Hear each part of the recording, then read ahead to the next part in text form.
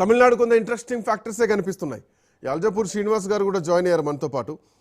శ్రీనివాస్ గారు నమస్కారం. నమస్తే. సో పశ్చిమ బెంగాల్లో భారతీయ జనతా పార్టీ దూకుడు కనిపిస్తోంది. గతానికి భిన్నంగా ఈసారి కొంత హై స్పీడ్లో మాత్రం బీజేపీ కనిపిస్తోంది. సో పశ్చిమ బెంగాల్లో ప్రభుత్వ ఏర్పాటు దిశగా అడుగులు పడుతున్నట్టే కనిపిస్తోంది. మెజార్టీ 147 రావాలి. ఆల్మోస్ట్ 147 స్థానాల్లో భారతీయ జనతా పార్టీ ఇక్కడ ఆధిక్యంలో కనిపిస్తోంది. సో మెజార్టీ మార్క్ని టచ్ అయింది. ఎట్లా చూస్తున్నారు? డెఫినెట్ గా ఇది ప్రజల యొక్క మ్యాండేట్. ఇది ఆ రాష్ట్రంలో గత 15 సంవత్సరాలుగా మమతా బెనర్జీ గారు ఏ రకంగా అక్కడ దురాక్రమణ చేసిందో, అకృత్యాలు చేసిందో, ప్రజా విశ్వాసాన్ని కోల్పోయి వాళ్ళ కోపాన్ని మొత్తం చవి చూడాల్సి వస్తా ఉన్నది. అంతకుముందు 25-26 సంవత్సరాల కాలం పాటు కమ్యూనిస్ట్ పార్టీ, ఇది 15 సంవత్సరాలు, 40-42 సంవత్సరాలు ఆ రాష్ట్ర డెవలప్మెంట్ లేదు. ఆ రాష్ట్రంలో ఉపాధి కోసం ప్రయత్నం చేయలేదు. ఆ రాష్ట్రంలో కొత్త ఇండస్ట్రీస్ వెల్కమ్ చేయలేదు. పైగా వచ్చేటువంటి యొక్క ఇండస్ట్రీస్ ని ఉద్యమం రూపేణ టాటా అటువంటి వాళ్ళని మొత్తం కూడా వెనుక పంపించిన చరిత్ర పశ్చిమ. దాని కారణంగా లక్షలాది మంది ప్రజలు వలస వెళ్ళి కూలి పని చేయడానికి పిల్లలు చెక్క పట్టుకుని పోతా ఉంది. అది పరాకాష్ట. కాబట్టి అక్కడ గత 12.5 సంవత్సరాలుగా భారతీయ జనతా పార్టీ దేశవ్యాప్తంగా మోదీ గారి నాయకత్వంలో గుడ్ గవర్నెన్స్ ఎట్లా అందిస్తుందో, కుల మతాలకు అతీతంగా ప్రజల్ని ఏకతాటిపై ప్రజల సంక్షేమ పథకాన్ని డెవలప్మెంట్ మొత్తం కూడా దృష్టి పెట్టిందో, ఎందుకు మేమే పశ్చిమ బెంగాల్లో భారతీయ జనతా పార్టీని అని చెప్పేసి ప్రజలు సమర్థిస్తారు.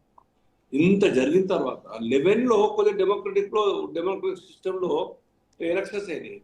దాని తర్వాత 3-4 ఎలక్షన్స్ 24 దాకా కూడాను అన్డెమోక్రటిక్ గా టోటల్ యంత్రాంగం తమ చేతుల్లో పెట్టుకొని ప్రజల్ని భయభ్రాంతులు చేసి ఓటింగ్ కు రాకుండా యాంటీ మమతా ఓటర్స్ ని ఓటింగ్ కు రాకుండా వేల మంది సర్పంచ్ యొక్క క్యాండిడేట్లను నామినేషన్ వేయకుండా యునానిమస్ చేయించుకునేటువంటి చరిత్ర మనం చూస్తాం.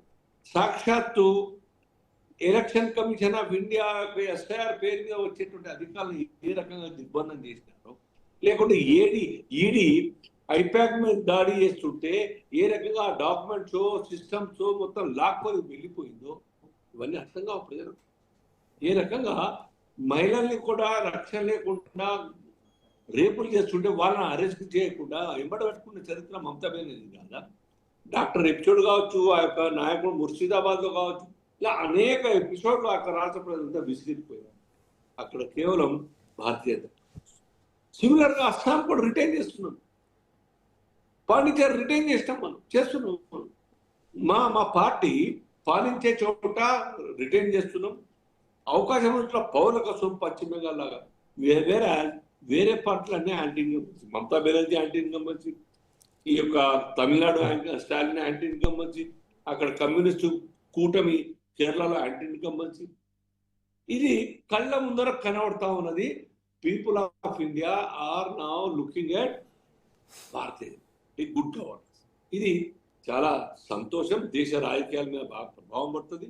ఇవాళ కశ్మీర్లో కూడాను మా టార్గెట్ ఉంది. దో మెజారిటీ పాపులేషన్ ముస్లిం అయినప్పుడు కూడాను అక్కడి ప్రజలు బీజేపీ పరిపాలన 370 ఆర్టికల్ తర్వాత అక్కడ ప్రగతి చూస్తా ఉన్నారు. వేల మంది యాత్రికులు పోతా ఉన్నారు.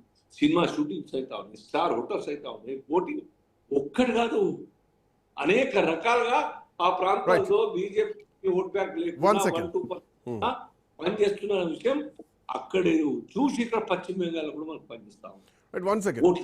One second. Seshu sir, so ఇక